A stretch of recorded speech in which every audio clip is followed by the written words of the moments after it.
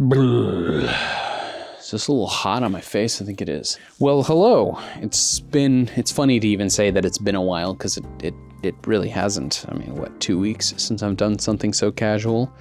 Tonight is not an S-Log, for those of you who've been keeping track. Tonight is a regular, standard picture profile. So the color that you're seeing here, if it's unexposed or the shot is unexposed, that's just on me being bad at what I do. I had a couple things that I've been thinking about, and I wrote them down. One of the things I wanted to talk about is Warner Brothers, the giant legacy studio that is up for sale. I'm sure you've heard of this, but there was like a little anecdote that I was thinking about the other night when I looked at Paramount. So if you don't know, Warner Brothers is in a bidding war.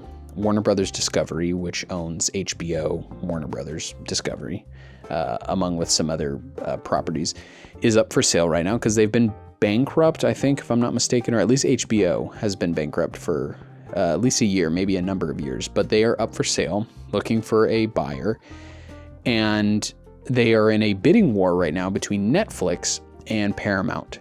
Netflix is offering, I think, just a little upwards of $80 billion, and Paramount is offering $108 billion. Netflix was the original buyer, and Paramount is now engaged in a hostile takeover or hostile bid.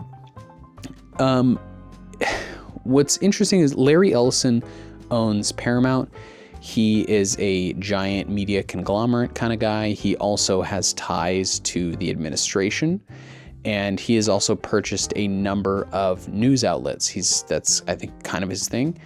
So it's interesting to see if they were to purchase, if any of the properties or the trajectory of the company would in any way be benefited by the administration, in terms of, like, I don't know if Donald Trump or the current administration could potentially hinder or help the buyout for Paramount, just because this is a giant merger or a giant buyout, and that would have to be approved by Congress, I believe. Anyways, that's not the headline. The headline for me is the money amounts, because 80 billion, 108 billion sound huge, and I feel like we're being desensitized to those numbers, because if I can set a baseline, Disney bought Lucasfilms for just over $4 billion in, I think it was 2009. And that's a huge number. $4 billion alone is huge. Facebook bought Instagram for $1 billion, and those numbers sounded really big. But when you're now talking about 80 billion or $108 billion, I mean, those are insane numbers. That's an insane amount of money. Now, granted, Lucasfilms is one property. While it's a very big property, it's one property. But Warner Brothers owns Harry Potter, which I would say is, I mean, there's an argument to be made it's as big as Star Wars. I don't know what the numbers would be on that, because I don't know if Warner Brothers owns, I'm assuming they just own the rights to the intellectual property for making a movie. But I can't stop thinking about those numbers. It's crazy how much this kind of like buying inflation has gone just in the last decade or so. The other one that's similarly related to that is Topgolf, which Topgolf, if you don't know, because I think a lot of people in New England it's harder to find people who've experienced Topgolf in New England, because there are a few of them. I think there's one in Massachusetts, and that's sort of it. I think you have to go to New York City for the next one. But Topgolf is what I would describe from my own personal experience as the bowling of golf. It is essentially a 2-story driving range where the ball has an electronic chip inside of it. So, and it's assigned to you. So when you golf, your driving range, there's a series of big targets, and it tracks that ball, the speed, how hard you hit it, where it goes, and there's various targets, so you can play different games of like who got closer, who made more targets, and it's a really, really fun time. It's also sort of like an entertainment center where they serve drinks, they serve food, really popular. I remember when I first went to my first Topgolf, actually my first Topgolf that I ever went to was in Dallas, but when I was a temporarily regular attender was when I lived in Colorado, because there was one in, I think, Parker, and I had a friend who worked there, and so we could get discounted rates and we'd all split it. And I think most of the time it was free. And so we'd go and play Topgolf, and it was a ton of fun, kind of expensive. The food and drink is really expensive, but just such a fun thing. That's where I developed this thing of like, I don't golf, but I enjoy Topgolf because it's like bowling, where there's enough periphery game that they build into it where you don't have to be a good golfer to enjoy it. Anyways, I remember at the time people were talking about how it was like this exploding company, and it was developed, if I'm not mistaken, by two gentlemen out of England or the UK, and they were just popping up locations all over the place. Now, these locations are really, really expensive. The last numbers that I saw was $40 to $70 million to develop a Topgolf location, because again, it's 2 stories, huge driving range, giant net. You got to staff it. These are very expensive infrastructures to build, and it was purchased by Callaway, which is a big golfing company. Callaway makes clubs and balls. They purchased it for $2 billion. I'm not sure what year they did, but $2 billion, again, it's a big number, not as big as 80 or 108 billion, but $2 billion. And they owned it for a period of time. Unclear to me how long that period of time was, but they recently sold it, or sold the operating rights for $700 million. And let me caveat by saying when Callaway bought it, they were opening like 5 locations a year for a couple of years. So they were really all in on this idea. And this was right at the pandemic that they were doing this building, because at the pandemic, Topgolf, it's very booth oriented.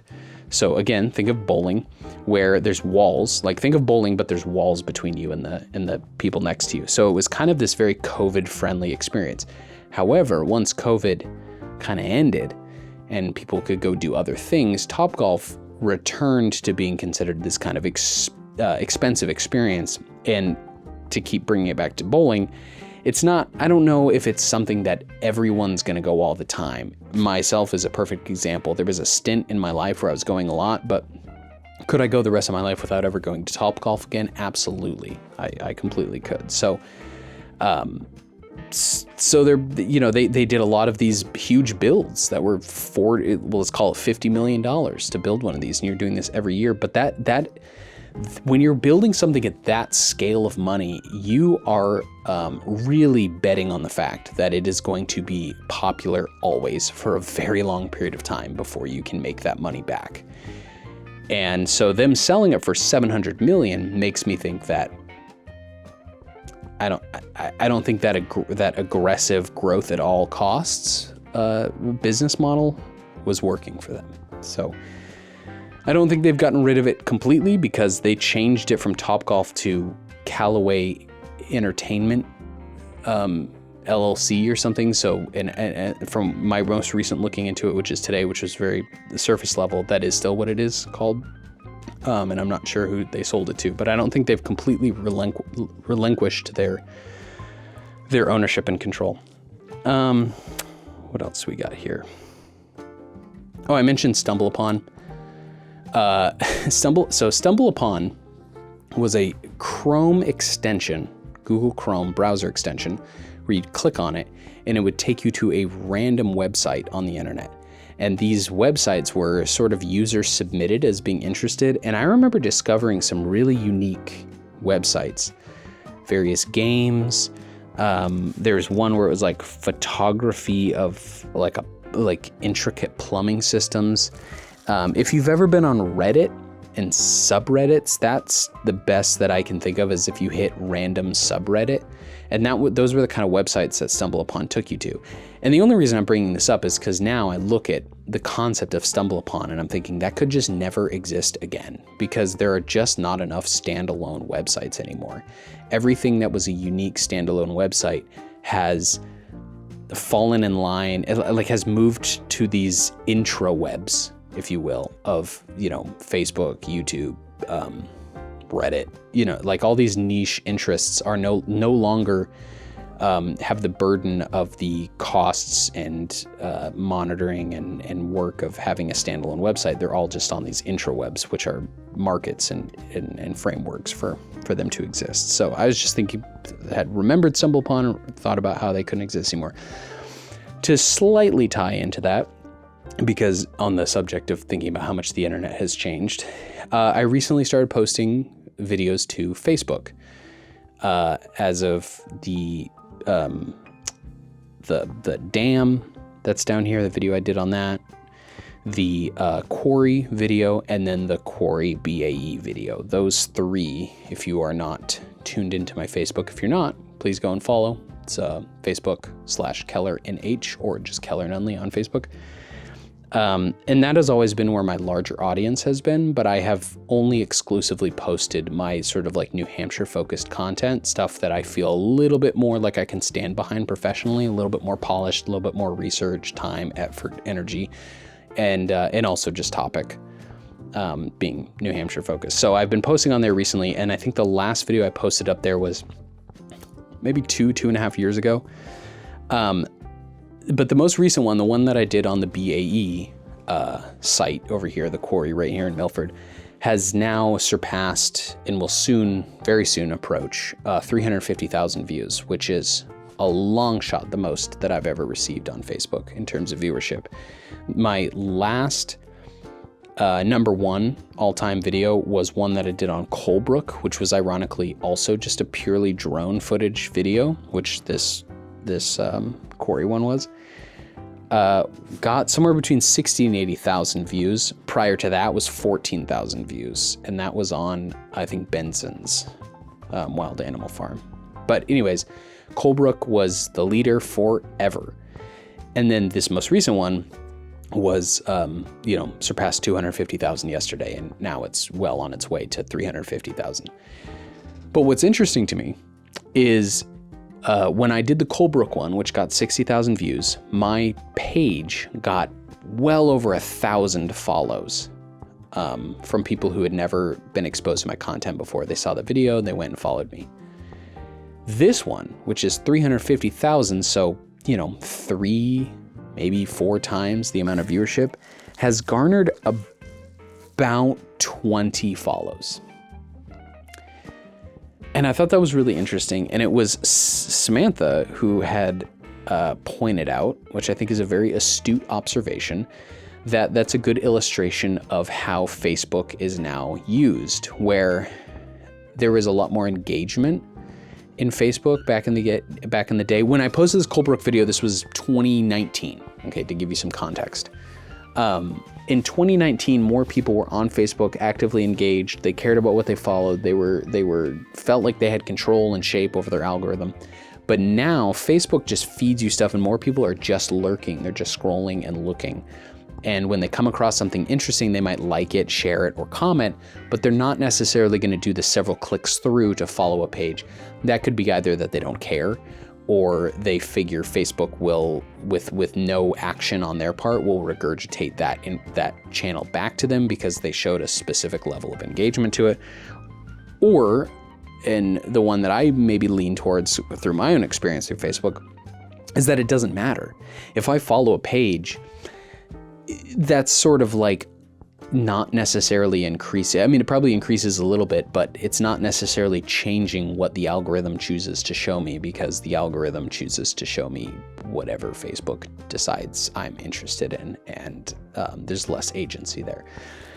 So that's just something interesting. These are things that have been on my mind that are not topics, but I just thought I would reflect on them. Maybe you have some reflection as well from your own experiences. Small update, I've been enjoying doing these sort of like educational style videos. Like I said in a bunch of videos ago, I just found a flow through my day to create these that has worked really well, where I do the research and write the script throughout my day. I can just do that on my phone in these little micro moments, and then by the end of the day I have usually a full-fledged script, and I can just rattle it off and then do some editing on the couch, because this room, as you can tell by my coat, gets freezing in the wintertime. It's a sun porch, doesn't have great insulation, and it leaks a lot of heat and cold in, so we close it off. So it's very frigid here at night. So if I choose a place to go edit at the end of my day, it's not going to be here. It's going to be on the couch in the warmth, And these style of videos are very easy to edit without multiple screens, because I'm usually just putting pictures and stuff over a long take of me talking. And then on top of that, with the exception of this video, I have been about 2 weeks strong with exclusively filming in S-Log, which is something that I am determined to get better at. And I am getting better at it with various levels of success, depending on the video. I would say yesterday's video, I was the most happy with the exposure consistently all around in terms of the color, the exposure, the colors in my face. It's a hard format. If you don't know video, just take my word for it. As someone who has not used S-Log really before, it's something where it's just a matter of training your eye, and so it takes a lot of time. But I think the payoff is worth it because you get a lot more color control, and you get a better dynamic shadows, and you just have more choice in the editing process to choose what your image looks like rather than filming it and then, you know, if you open it up and you go, wow, that really doesn't look that good, there's kind of nothing you can do about it. Versus with S-Log, you can look at your shot and be like, well, let's change this, let's bring up the shadows, let's lower the, you know, you just have more control. So thank you.